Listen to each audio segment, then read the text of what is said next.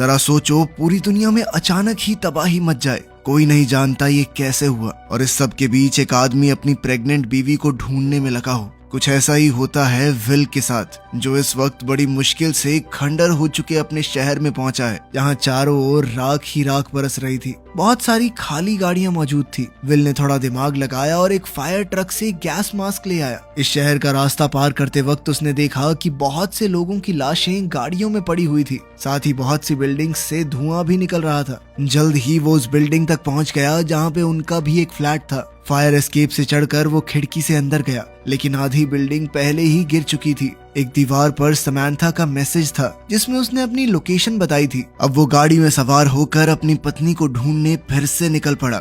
Will याद करने लगा कि कैसे 2-3 दिन पहले तक सब कुछ एकदम बढ़िया था। विल अपनी गर्लफ्रेंड समैंथा के साथ हॉस्पिटल में था, जहां उन्हें एक खुशखबरी दी गई कि उनके घर बेटा होने वाला है। थोड़ी देर बाद विल एयरपोर्ट के लिए निकल गया। जाने से पहले उसने समैंथा से कहा कि वो उसके पिता से शादी के लिए उसका हाथ मांगेगा। शिकागो पहुंचकर विल ने सबसे पहले अपनी सारी बिजनेस मीटिंग्स अटेंड की और फिर समैंथा के माँ बाप पॉला और टॉम के घर गया। घर का माहौल काफी सीरियस नजर आ रहा था। डिनर के वक्त टॉम ने सीधा सीधा विल से पूछा कि तुम मेरी बेटी के साथ क्या चाहते हो, और कभी अगर फ्यूचर में तुम अलग हो गए तो तुम हमारे दिए हुए पैसों पे हक तो नहीं जताओगे जो हम समैंथा को देंगे। इस पर विल ने जवाब दिया कि देखिए, मैं अच्छे पैसे कमाता हूँ, मैं पैसों के लिए आपकी लड़की से शादी नहीं कर रहा, वो मेरी जिंदगी का प्यार है। लेकिन न जाने क्यों टॉम को विल की किसी भी बात पर यकीन नहीं हो रहा था। इस बात पे दोनों के बीच बहस शुरू हो गई। पॉला ने बीच में आकर झगड़ा रोकने की कोशिश की, लेकिन सिचुएशन और ज्यादा बिगड़ गई। आखिर में पॉला ने विल को ये कहकर घर से भेज दिया कि देखो, रात बहुत हो गई है, तुम्हें जाना चाहिए। अगली सुबह विल की आंख समैंथा की एक वीडियो कॉल से खुली। फोन देखकर उसे एहसास हुआ कि वो वापसी की फ्लाइट के लिए लेट हो चुका है। समैंथा ने ये जानने के लिए फोन किया था कि कल रात को तुम पापा मम्मी से मिलने गए थे, कैसी रही मुलाकात। लेकिन समैंथा के यहाँ एकदम से बिजली चली गई। समैंथा ने कहा कि बड़ा अजीब सा लग रहा है, कॉल के बीच में अजीब सी आवाजें आ रही हैं। फोन की स्क्रीन में भी कुछ हलचल हुई और फिर अचानक फोन कट गया। विल बार बार कॉल करने की कोशिश कर रहा था, लेकिन कोई उठा ही नहीं रहा था। जब वो एयरपोर्ट पहुंचा तो उसे पता चला कि सारी फ्लाइट्स कैंसिल हो चुकी हैं। न्यूज में बताया जा रहा है कि कैलिफोर्निया के पास एक बहुत ही भयंकर भूकंप आया है। थोड़ी देर बाद तो न्यूज के सिग्नल भी चले गए और पूरे एयरपोर्ट की बिजली कट गई। विल ने बिना वक्त गवाए टैक्सी लेने की सोची, और जब उसने ड्राइवर को थोड़े एक्स्ट्रा पैसे देने की बात की तो वो मान गया। टैक्सी सीधा जाकर समैंथा के माँ बाप के घर रुकी। विल ने पॉला और टॉम को पूरे हालात समझाए। खिड़की से फाइटर जेट्स आसमान में दिख रहे थे। टॉम ने फैसला किया कि वो समैंथा को ढूंढने जाएगा और पॉला उनके बेटे के घर जाएगी। अब समैंथा को ढूंढने विल और टॉम दोनों साथ में निकल पड़े। रास्ते में ट्रैफिक बहुत ज्यादा था। जीपीएस और नेटवर्क पूरी तरह फेल हो चुका था और लोग सुपरमार्केट्स लूट रहे थे ताकि इस इमरजेंसी के हालात में उनके घरों का राशन खत्म ना हो। दोनों एक पेट्रोल पंप पे रुके जहां विल पेट्रोल भर रहा था और टॉम ने अंदर जाकर सफर के लिए कुछ सामान बांधा। तभी कुछ लोग विल से झगड़ने लगे और उन्होंने उसकी गाड़ी छीनने की बात कही। जब बात ज्यादा बढ़ गई तो टॉम ने कहा कि 1 मिनट में आपको पैसे दे देता हूँ, लेकिन निकाली उसने पैसों की जगह बंदूक, जिसे दिखाकर उसने उन्हें भगा दिया। हाईवे पे आर्मी चेक पॉइंट था। टॉम ने उनसे बात करके उन्हें समझाया कि मेरी बेटी वहाँ फंसी हुई है, मुझे पता नहीं सही है वो कि नहीं। एक बाप की गुहार सुनकर वो भी मान गए और उन्हें आगे बढ़ने की परमिशन मिल गई। रास्ते में उन्हें बहुत सारी आर्मी ट्रेन्स वेस्ट की तरफ जाती हुई दिखाई दी, जिससे उन्होंने हिसाब लगाया कि माहौल सच में बहुत खराब है। रात को एक पुलिस ऑफिसर ने उनकी गाड़ी रोक दी। टॉम तुरंत समझ गया कि ये असली पुलिस वाला नहीं है, बल्कि एक आम आदमी है जिसने किसी पुलिस वाले की गाड़ी चुराई थी। जब उस आदमी ने बंदूक निकाली तो टॉम गाड़ी रिवर्स में भगाकर बच निकला, लेकिन उस आदमी ने उनका पीछा करना शुरू कर दिया। टॉम ने विल को बंदूक थमाई और वो उसे चलाने की कोशिश करता रहा, लेकिन उसे यही समझ में नहीं आ रहा था कि इसे अनलॉक कैसे करते हैं। टॉम ने गाड़ी चलाते हुए उसे समझाया कि क्या करना है और विल ने आखिरकार गोली चला दी। कुछ देर तक ऐसा ही चलता रहा। फिर टॉम ने गाड़ी को जिस तरह घुमाई कि उस नकली पुलिस वाले की गाड़ी का एक्सीडेंट हो गया। थोड़ी आगे जाकर उन्होंने देखा कि कुछ हिरन रास्ते में आ गए थे। टॉम ने उन्हें बचाने के लिए गाड़ी घुमाई और जल्द ही उनका भी एक्सीडेंट हो गया। इतने में वो नकली पुलिस वाला फिर से उनके पास पहुंच गया था। उसने विल को धमकाना शुरू कर दिया, लेकिन टॉम ने पीछे से उस पर हमला करके उसे बेहोश कर दिया। अब टॉम की रिब्स में काफी चोट आई थी। जल्द ही उन्होंने उस नकली पुलिस वाले की गाड़ी का इस्तेमाल करके अपनी गाड़ी को बाहर निकाला। अगले दिन वो एक ट्रेलर पार्क पहुंचे जहां लोग उन पर भरोसा नहीं कर रहे थे, लेकिन एक गैराज में उनकी मुलाकात रिकी से हुई। रिकी ने उन दोनों की खस्ता हालत देखी और उनकी गाड़ी को ठीक करने के लिए मान गई।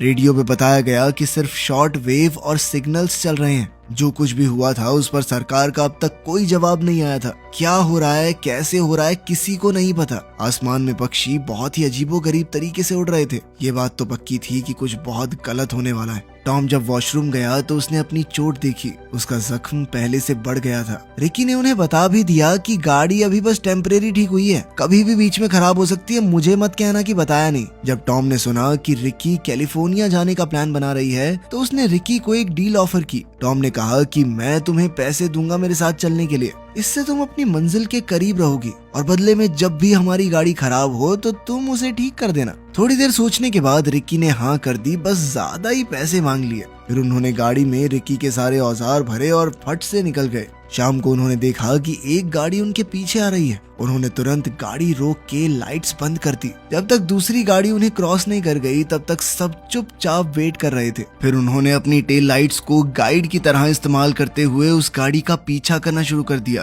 कुछ देर बाद रिकी ने अपनी कंपास चेक की तो उसकी सुई बहुत ज्यादा तेजी से घूम रही थी, जैसे कि धरती की मैग्नेटिक फील्ड में कुछ अजीब बदलाव आ रहे हों। तभी उनकी रोड के साइड से एक और कार आई। विल को तेजी से इस गाड़ी से बचना पड़ा। जिस गाड़ी का वो पीछा कर रहे थे वो नई गाड़ी उस पुरानी गाड़ी से टकरा गई और वो दोनों ही गाड़ियां रोड से बाहर जा गिरी। विल ने पहली गाड़ी को चेक किया पर कोई जिंदा नहीं बचा था। रिकी ने दूसरी गाड़ी देखी जिसमें एक औरत की मौत हो चुकी थी, लेकिन उसका पति अभी जिंदा था और वो कुछ कहने की कोशिश कर रहा था। उसके गले से आवाज ही नहीं निकल रही थी और उसकी हालत भी बहुत ज्यादा खराब थी। जब रिकी ने विल से कहा कि उसे हॉस्पिटल ले जाना चाहिए तो टॉम ने ये कहकर साफ मना कर दिया कि हॉस्पिटल बहुत दूर है, रास्ते में ही मर जाएगा ये। टॉम और विल गाड़ी में वापस आकर बैठ गए पर रिकी अब भी वहीं बाहर ही खड़ी रही। वो उन लाशों को बड़े गौर से देख रही थी, जैसे कुछ समझने की कोशिश कर रही हो। फिर एक और गाड़ी रुकी और कुछ अजीब से दिखने वाले आदमी उसमें से उतरे। टॉम चौकन्ना हो गया, गाड़ी तेज चलाने लगा ताकि वो लोग दूर हो जाएं, पर विल ने मना किया और कहा कि पहले रिकी को ले चलो। तब टॉम ने जल्दी से रिकी को अंदर बैठाया और गाड़ी चला दी।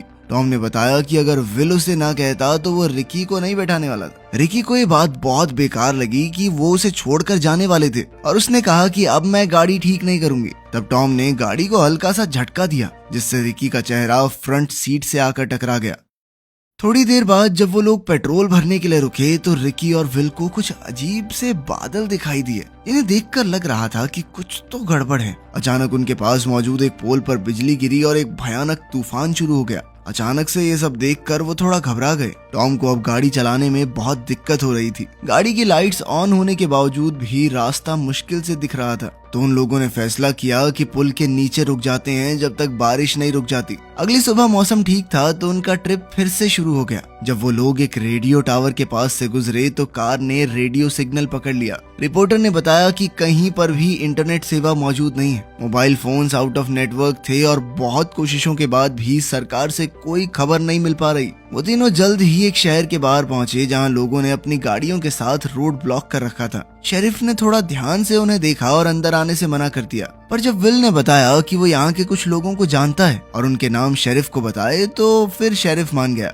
जल्द ही विल अपनी एक पुरानी दोस्त मैग के घर पहुंचा। मैग बहुत ज्यादा परेशान थी। उसने बताया कि उसके अपने पति से कोई बात ही नहीं हो पा रही। वो बिजनेस ट्रिप पर गए थे और फिर अचानक से ये सब कुछ हो गया। विल ने मौका देखकर शावर लिया, रिकी ने गाड़ी की मेंटेनेंस की और टॉम ने पानी की बॉटल्स भर ली। मैग लगातार अपने पति को याद करके रो रही थी। विल ने उसे सांत्वना दी कि सब कुछ ठीक हो जाएगा, चिंता मत करो, पर वो ज्यादा देर तक उसके पास नहीं रुक पाया। फिर वो लोग वापस रास्ते पर निकल पड़े। थोड़ी ही दूर जाने पर उन्होंने ढेर सारा धुआं देखा। वहाँ दरअसल एक मिलिट्री का हवाई जहाज क्रैश हो गया था। सब यही सोच रहे थे कि शायद किसी ने देश पर हमला किया है। थोड़ी देर बाद वो लोग एक वाटर पार्क पर पहुंचे और ऐसी चीजें ढूंढने लगे जो उनके काम आ जाए। रिकी स्विमिंग के लिए पूल में कूद गई पर पानी बहुत गर्म था। तभी एक मिलिट्री हेलीकॉप्टर उड़ते हुए नजर आया। फिर उन्होंने अपने आसपास चुपचाप चीजें ढूंढनी शुरू कर दी, लेकिन उस जगह की हालत देखकर उन तीनों को यही लगा कि लोगों ने पहले ही यहाँ से सारा सामान उठा लिया है। कैश रजिस्टर खाली था और सभी कार्स के टायर्स कट चुके थे, लेकिन पेट्रोल के कैंस भरे जा सकते थे। टॉम अपनी चोट की वजह से ज्यादा वजन नहीं उठा सकता था, इसलिए विल ने जिम्मेदारी उठा ली। रात को जब वो लोग एक एंटीना के पास से गुजर रहे थे तब उनके फोन्स में अचानक से नोटिफिकेशन आनी शुरू हो गई। टॉम के फोन पर समंथा के मैसेजेस आए। वो वॉइस मेल पर उसके लिए अपना प्यार जता रही थी, पर मैसेज में समंथा की आवाज से ज्यादा सिग्नल की खराश थी और अचानक मैसेज बीच में ही रुक गया। टॉम ने भी अपनी पत्नी पॉला को कॉल करने की कोशिश की, लेकिन सिग्नल नहीं आया। तभी उन्होंने रास्ते में लोगों की लाइन देखी जो बुरी तरह खास रहे थे। दूर से ही धुआं उठ रहा था और जैसे ही वो लोग पास गए, सामने का नजारा देखकर उनके होश उड़ गए। पूरा इलाका आग से जल रहा था। रिकी ने डर के मारे कहा कि हमें वापस जाना चाहिए, लेकिन विल ने थोड़ी हिम्मत जुटाते हुए कहा कि इसके अलावा कोई रास्ता नहीं है हमारे पास, और उसने गाड़ी की रफ्तार फुल स्पीड पर कर दी। जब वो उस एरिया को क्रॉस कर रहे थे तो गाड़ी को धुएं और राख ने घेर लिया। कुछ देर चलने के बाद उनके सामने एक मदद मांगती हुई औरत आई।